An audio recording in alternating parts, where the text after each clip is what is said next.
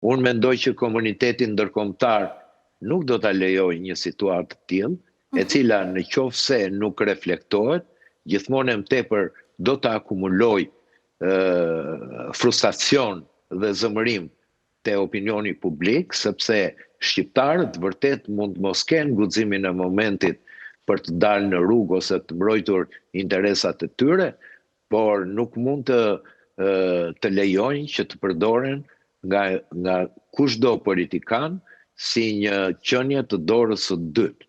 Ata vërtet s'kan një jetëgjatësi të kuptojnë të drejtat dhe detyrimet e tyre në një sistem demokratik, por ashtu si e ka thënë Reagani, një demokraci mund të ndryshohet edhe brenda një dekade në qoftë se ka një autoritet diktatorial i cili ndryshon rrjedhën e qeverisjes së vendit. Prandaj, Shqipëria është përpara një momenti tepër kritik.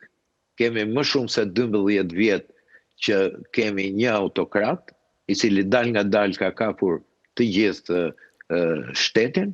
Këtu çështja është për të ardhmen e Shqipërisë dhe për atë që ne të gjithë duam, integrimin evropian.